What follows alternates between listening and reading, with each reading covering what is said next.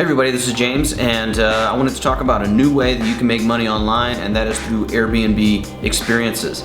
There are some people making pretty good money on Airbnb Experiences, and it's a really simple and fun way that you can make money by meeting new people and going out on the town. So if you'd like to try one, I'm going to include a link that you can get a discount on your first Airbnb experience in the description. So stay tuned, and I'm going to tell you more about my experience with Airbnb Experiences.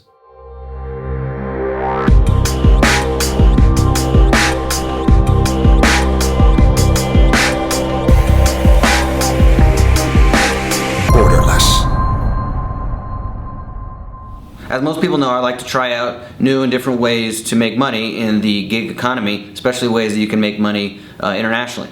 And so I tried out an Airbnb experience. The Airbnb experiences were launched a few years ago, but they're really starting to catch on, and there are people that are making some good money on Airbnb doing this. So I thought I would give it a shot. You can design your own experience, basically use your imagination. You can do all kinds of things within their guidelines, but there's a lot of different types of experiences that you can host. Some of the popular examples are food tours, historical tours, photography shoots, and bar and restaurant crawls. To get started, I want to see what were the most popular types of tours and what people were really liking. So I went on Airbnb and I looked at different cities around the world, and I saw what people were doing mostly. What are the popular tours, what had a lot of stars, meaning or a lot of 5-star reviews, and what a lot of the travelers liked about those experiences. What really surprised me at first was the amount of people that had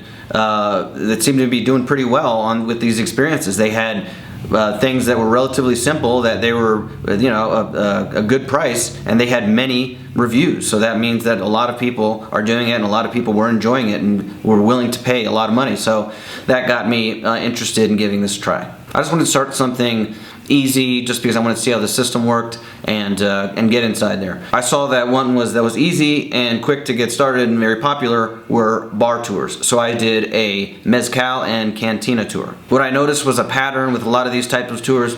They meet at around 7 p.m. and the host pays for the first round, and then they go to a few different places. It's normally 3 to 4 hours, and it costs somewhere in the range of like $25. I used a simple model just to get up and going, and so I arranged this cantina and mezcal tour.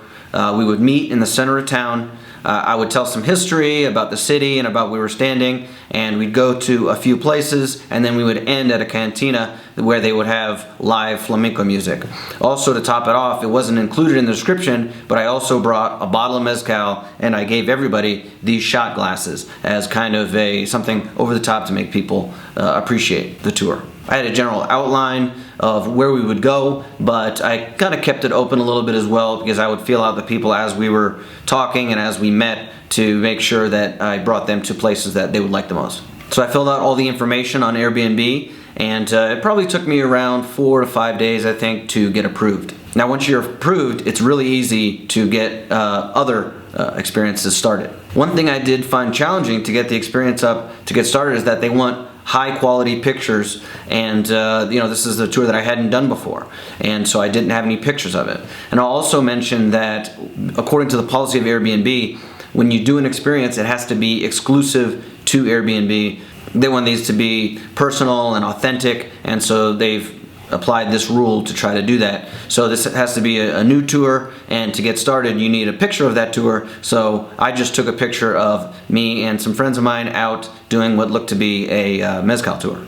So I was surprised, because within 24 hours of me putting the listing up, I was booked for 10 people. There was a group of 10 that had booked me for one of these tours, and 10 is the maximum amount, by the way, that you can host at any given time. I was nervous at first, it being my first tour, but it went great. It was basically a business group that was in town that wanted someone to take them out and bring them to some good places, and so we did that, and we had a good time. And then at the end of the night, at the end of the tour, I left them at a club where they could spend the rest of the night. Okay, so that was 10 people, $25 a piece. Now, Airbnb takes a 20% cut, so that left me with $200. So $200 for a few hours, a night on the town showing people around, that's not so bad. So I did that for a while, but I eventually paused the listing, and I'm going to tell you why.